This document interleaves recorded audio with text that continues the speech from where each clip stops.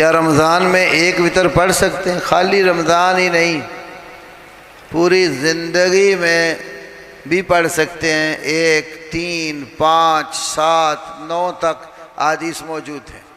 ابو داؤد ابواب الوتر میں ایک حدیث ہے، نبی کریم صلی اللہ علیہ وسلم نے فرمایا من احب ان یوتر بخمس فلیفعل ومن احب ان یوتر بثلاث فلیفعل ومن احب ان یوتر بواحدۃ فلیفعل۔ ابو داؤد کی حدیث ہے، ابواب الوتر۔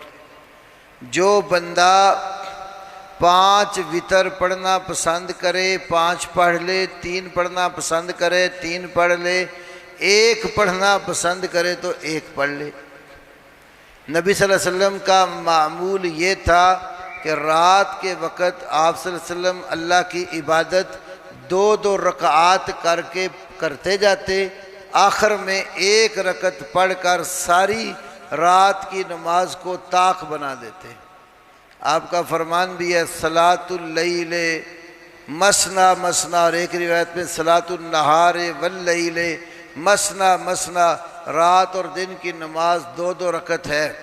اور جب بندے کو صبح کے فوت ہونے کا ڈر ہو تو فلیوتر برکعۃ واحدہ، ایک ہی رکعت کے ساتھ ساری رات کی نماز کو وتر بنا ڈالے۔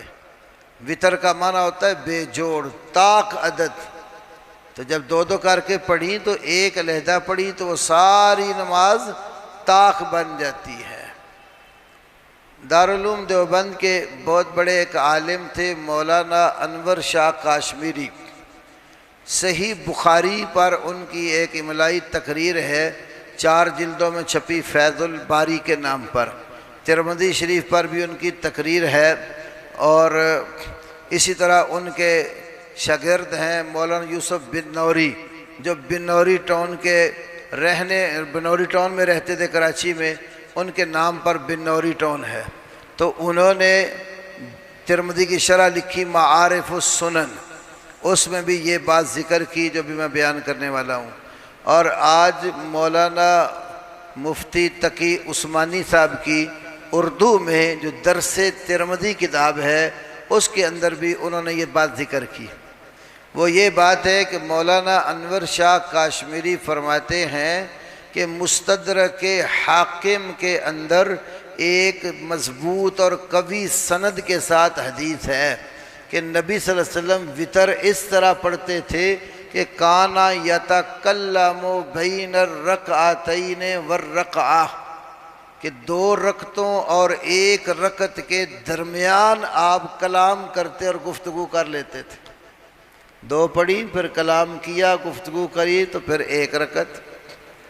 اب یہ حدیث خود مانتے ہیں کہ مضبوط سند کے ساتھ ہے، لیکن پھر آگے ایک عجیب سی بات لکھی ہے۔ اس کے بعد لکھتے ہیں کہ مجھے تعجب ہے کہ آج تک کسی حنفی عالم نے اس حدیث کا جواب نہیں دیا، کیونکہ وہ ہمارے بھائی 3 اکٹھی پڑھنے کے قائل ہیں نا، تو اس کا جواب نہیں دیا۔ یہ 2 الگ اور 1 الگ پڑھتے تھے آپ۔ اور یہ بھی تعجب ہے کہ کسی شافعی عالم نے یہ حدیث اپنے لیے بطور دلیل پیش بھی نہیں کی، کیونکہ شافعی علماء 1 رکعت علیحدہ پڑھنے کو صحیح سمجھتے ہیں۔ تو پھر کہتے ہیں لَقَدْ تَفَكَّرْتُ نَحْوَ 14 سَنَةً ثُمَّ صَنَعَ لِي جَوَابٌ، کہتے ہیں میں 14 سال تک سوچتا رہا اس حدیث کا جواب کیا ہو سکتا ہے۔ بھئی اللہ کے بندو، جب آپ خود کہتے ہیں کہ حدیث صحیح ہے، مضبوط ہے، سند درست ہے، تو پھر اس پر یہ سوچنے کی کیا ضرورت ہے کہ آپ 14 سال سوچتے رہے میں حدیث کا جواب کیا دوں؟ حدیث کا جواب نہیں دیتے، حدیث قبول کرتے ہیں، مانتے ہیں۔ جب آپ نے ریسرچ کی، آپ کو پتہ چل گیا کہ یہ واقعہ، یہ بات نبی پاک صلی اللہ علیہ وسلم سے صحیح ثابت ہے، پھر جواب نہیں دیتے، پھر مانتے ہیں، پھر اپنی بات چھوڑتے ہیں۔ ایمان کا تقاضا ہے اطیعوا اللہ و اطیعوا الرسول، اللہ کی بات مانو اور اللہ کے رسول کی بات مانو۔ تو رسول پاک صلی اللہ علیہ وسلم سے یہ بالکل صحیح ثابت ہے ایک رکعت آپ پڑھ سکتے ہیں۔ اس کا خالی رمضان سے نہیں کوئی ناتا، یہ روز کی عبادت ہے، رمضان ہو غیر رمضان ہو تو آپ اس کو ایک علیحدہ پڑھنا چاہیں تو اختیار ہے۔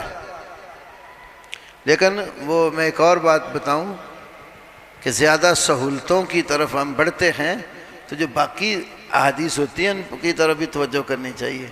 حدیث میں 3 بھی ہیں، 5 بھی ہیں، 7 کبھی اس کے اوپر بھی عمل کرنا چاہیے۔ مجھے ایک علمی سا ایک لطیفہ یاد آتا، پروفیسر ابو بکر غزنوی رحمۃ اللہ علیہ، انہوں نے اپنے خطاب میں کہا، اہل حدیثوں کو خطاب کر کے، کہ اہل حدیثوں، ہم نے تمہیں کہا کہ ہاتھ سینے پر باندھو تو تم نے اپنے ہاتھ جیبوں پر رکھ لیے، ہم نے تمہیں سہولتیں بتائیں، تم نے عزیمتیں بنا لی۔ تو سہولت ملی ہوئی ہے تو یہ نہیں بندہ ساری عمر سہولت کو اختیار کرے، کبھی عزیمت اور پختگی والا راستہ بھی اپنانا چاہیے۔ تو اس لیے بندہ کہتا ہے 60 سے 60 ہی عبادت ہوتی چلی جائے تو میری بس حاضری لگ جائے اللہ کے در پہ، ٹھیک ہے، اس کی رخصت ہے۔ لیکن اگلی بھی حدیثیں دیکھو نا، اللہ کے نبی صلی اللہ علیہ وسلم 3 بھی پڑھتے تھے، 5 بھی پڑھتے تھے، 7 بھی پڑھتے تھے، 9 بھی پڑھتے تھے۔ سکیم موڑ تو میں الحمدللہ خاص رمضان میں موقع ملتا تھا مجھے وہاں رہنے کا، میں نے ساری حدیث پر لوگوں کو عمل کروایا، 3 بھی پڑھائیں، 5 بھی پڑھائیں، 7 اور 9 بھی پڑھائیں ان کو، تاکہ آپ کو یاد رہے کہ یہ نبی پاک صلی اللہ علیہ وسلم سے رات کی جو نفلی عبادت ہے کئی طریقوں سے ثابت ہے، اور جو طریقہ ثابت ہے ہر ایک کے اوپر جو عمل کرنا چاہے وہ کر سکتا۔ ایک سوال ہے، اچھا ادھر ایسے اسی ضمن میں ایک سوال آ گیا، 5 اکٹھی کیسے پڑھنی؟